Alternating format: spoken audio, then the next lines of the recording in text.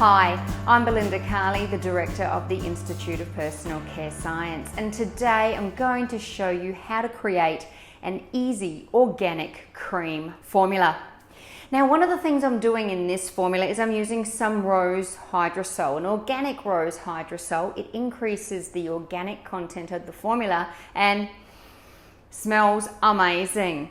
One of the great things about using organic hydrosols is the aroma is very stable over time. As I mentioned, it helps increase the organic percentage of the overall formula, and there are various organic hydrosols available, so you can pick and choose to create the aroma you want for your formula. You can choose to use additional organic essential oils in the formula, or you can make the organic hydrosol the aroma of your product. Now, this formula I'm going to be creating to Cosmos Organic standards. Now, there's very specific materials that you must use in organic formulas, and there are also some materials you can't use in certified organic formulas, and it totally depends on the certifier you choose to certify the product with. So today I'm going to be showing you to Cosmos standards. Now, in a Cosmos leave-on organic product, it needs to be a minimum of 20% organic input, which we are achieving easily with that amazing hydrosol. But we also need to make sure that 95% of the physically processed agro ingredients in the formula are also certified organic. And in the formula, which you can contact us for so that you have full details, it's too many to put on the screen, but in this formula you'll see that I've used organic inputs where possible, so we easily achieve that compliance requirement as well. So as I talk you through this video, I'm going to also give you some tips and tricks on how to achieve beautifully aesthetic certified organic products with a fantastic shelf life. There is this big misconception out there that certified organic products don't have a good shelf life, and that's simply not true when they're formulated properly. So this is a formula that you can manipulate with your own inputs, and I'm also going to give you tips and tricks along the way to make sure that you get a really robust formula that will give you a fantastic shelf life when you follow the principles that I'm going to put into this formula. So now let me show you how it's done. So this is the product we're going to be making. You can see it's a very viscous cream.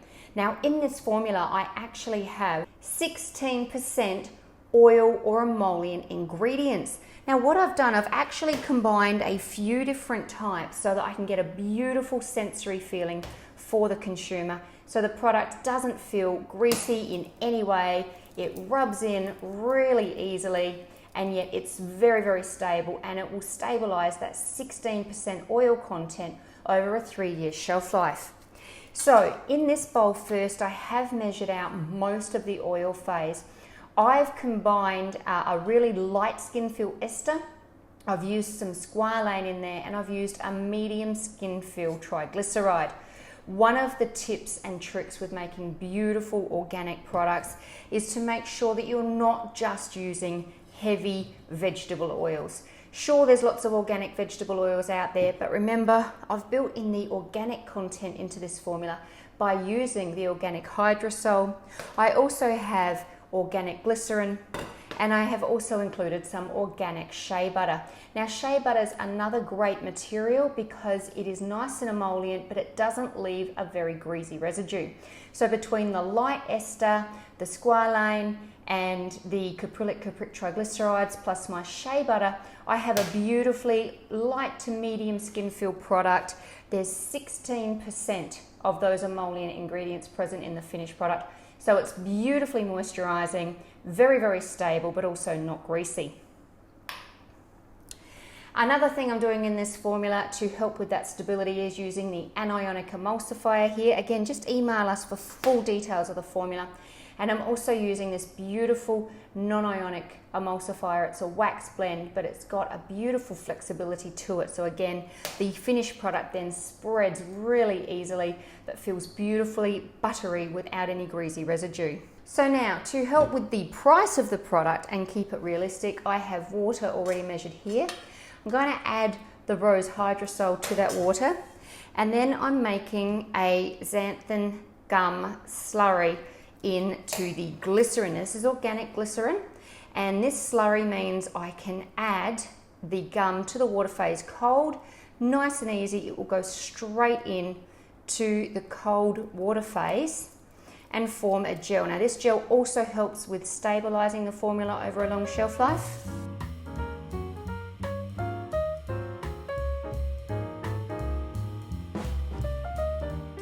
So you can see how easy that was to add that xanthan gum without any fisheye issues. Now, the supplier recommends adding the anionic emulsifier into the water phase. I normally add my anionic emulsifier into my oil phase, but that's what the supplier has suggested for this material, so that's what I'm going to do. And then we add the emulsifying waxes, the shea butter into our lipid phase, and then I'm going to heat both phases, and then I can combine them once these waxes have melted.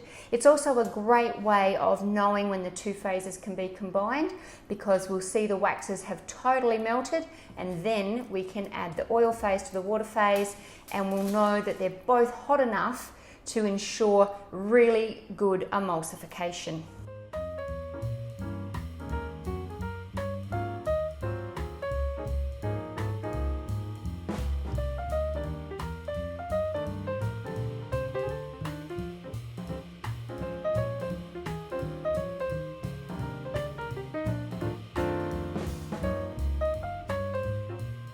Now, while that emulsion cools, let me just show you a little trick with testing out your lipids, your oils that you're going to use.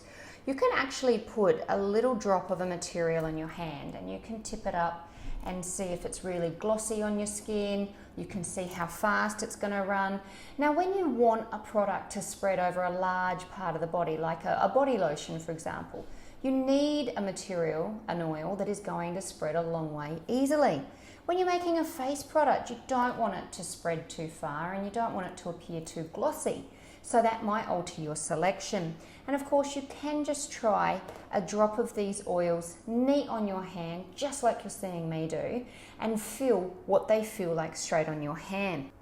If you compare different esters with plant oils and even your caprylic triglyceride, and also compare with the butters, you'll soon start to see there is a significant difference in the way these products feel neat on the skin. Remembering, we're just doing this with the esters and the oils and the triglycerides and butters, so there's absolutely no issues with applying them neat on your skin like this, but it does give you a good idea of how to manipulate the sensory aspects of your formula. And this is really important when making organic creams and lotions, because if you're just using vegetable oils, the end product can feel very heavy and greasy to most consumers. In this formula, I've combined really light and medium skin feel materials with shea butter. Even though it's a butter, it does have quite a dry skin feel to it after application, so that the end product has a beautiful light sensation, even though there's 16% of oils and lipids present. So stir until it's below 40 degrees, and then you can add your heat sensitive materials. You can add the preservative. You can add essential oils at this point. I haven't. I have written them into the formula if you want to add some, but I've left them out. The hydrosol in this case has a beautiful aroma that's enough, but you can add more essential oils if you want. You'd also add your plant extracts or active ingredients now. Remember, if you're adding plant extracts or active ingredients, they will affect your final composition and percentage, and may impact whether you can certify the formula or not.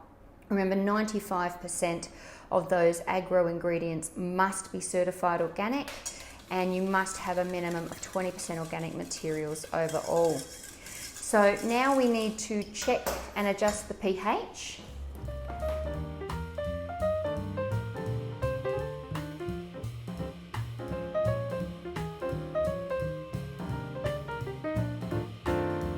And just remember, on the day you make it, it will look way more runny than it turns out. This is the finished product the next day. As you can see, beautifully viscous cream. Now that's just how easy it is. Now I have included in the free formulation sheet a lotion version for you because I knew you were going to ask. So you can get both the cream and the lotion version. Just contact us. We're happy to send this to you free. Now I do get asked about preservatives and which ones are suitable for organic products a lot. Please remember, if you alter the preservative in this formula, you need to also check that it's broad spectrum and will suit the final pH. A lot of the preservatives that are permitted for use in organic products need a very acidic pH. The one I've used in this formula doesn't, but if you do change the preservative, please check that, otherwise your formula may not be adequately preserved anymore. We do of course have a video about preservatives, and you can learn the full topic about preservatives by studying with us. The emulsifiers I've picked, as I've mentioned, I've picked them for fantastic stability and a beautiful skin feel to the finished product. So you can pick other emulsifiers that suit Cosmos rules if you want, but of course that will impact the stability and sensory. So again, be careful with any changes you make. The ones I've selected will give you a very stable product, even with 16% oil or lipid phase, and of course have a beautiful skin feel to the finished product. Well, I hope that's helped you understand how easy it is to create your own organic skincare products, creams and lotions, and given you a lot of tips and tricks along the way. Make sure you give this video a like if you enjoyed the content, leave any questions or comments below, and make sure you subscribe to get notifications about all our videos. Happy formulating!